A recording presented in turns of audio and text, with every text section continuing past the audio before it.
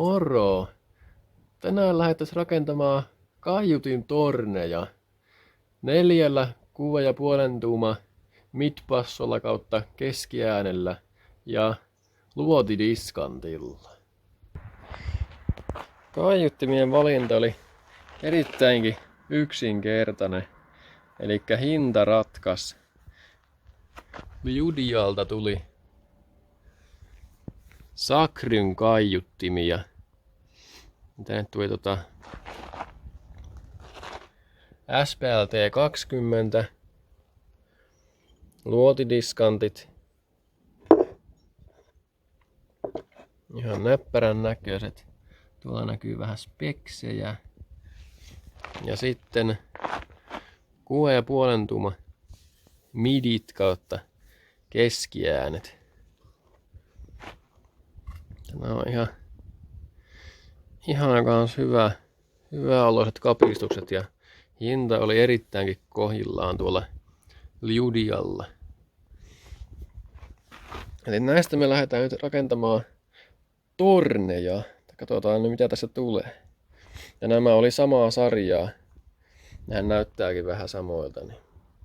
Ja tosiaan tulee 1 diskantit vaan ja 4 noita midejä kautta keskiääniä per torni.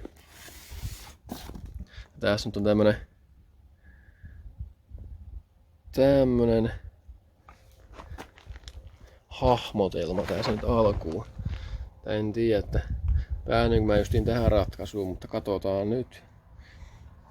Tää on tommonen noin metrin korkunen, 20 senttiä leveä torni.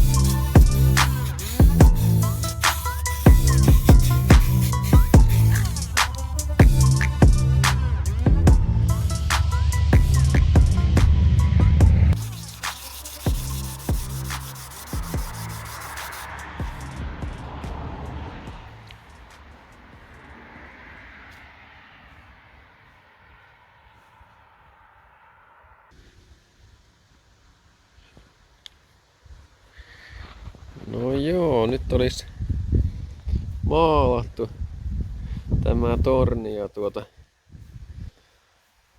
alkaa olla kaiuttimia vaille valmis. Mä unohdin mainita, että kiitoksia vaan Low and Loudille noista levyistä, että sai tän nyt tehtyä. Mutta joo, seuraavaksi vain kaiuttimet tänne kiinni ja pitää katsoa miten näin ne kytketään sitten. Ihan näppärän näköinen tästä tuli, vaikka en tätä pohjatyötä tehnytkään kuin kerran vaan pakkeloin. Jatketaan.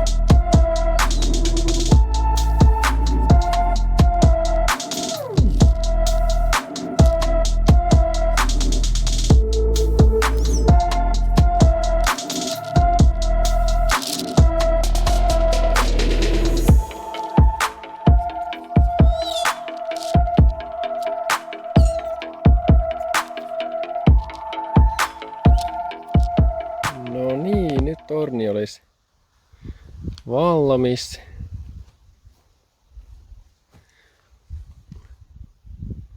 Ja hienon näköinen tästä tuli.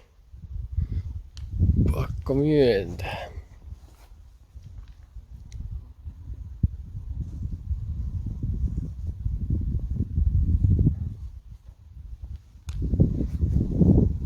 Taakse tuli se terminaali tänne alas.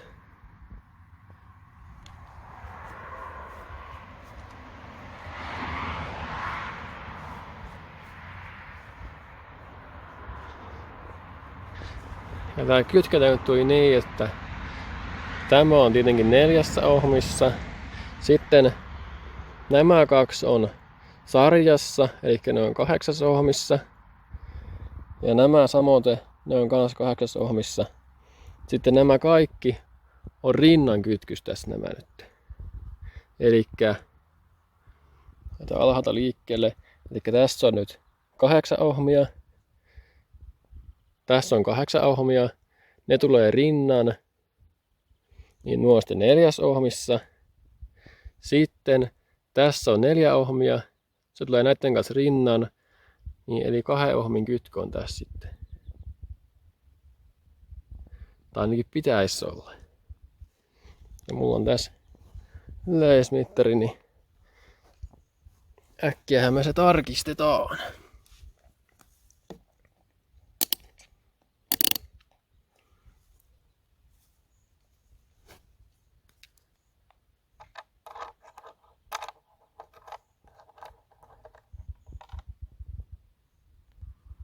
(3,5 ohmia, eli ihan oikein.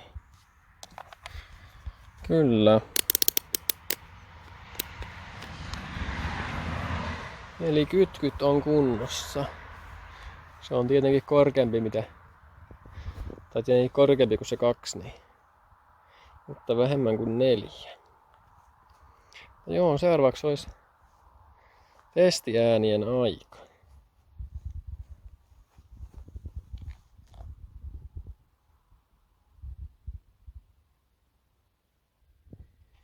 No joo, nyt olisi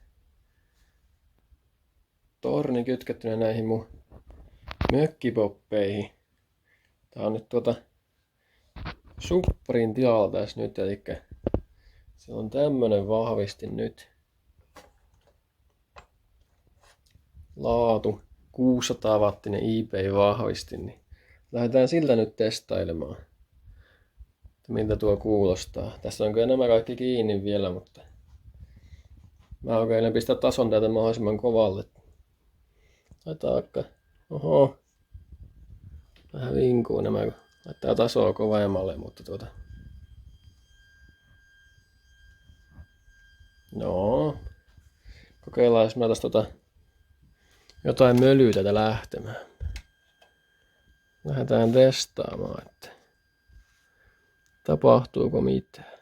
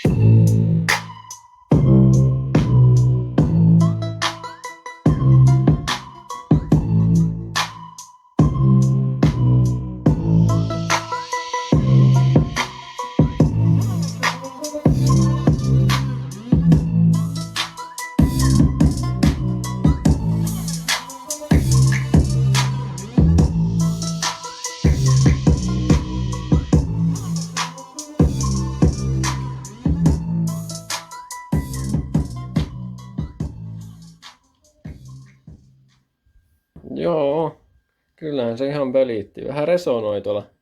Mä en tiedä resonoiko tämä mun penkki tässä vaan vai mikä se resonoi, mutta kyllähän tästä ääntä lähtee ihan mahtavastikin, että riittää tämmöiseen mökkikäyttöön kyllä ihan varmastikin. Soitaan nyt vähän lisää jotain muuta vielä.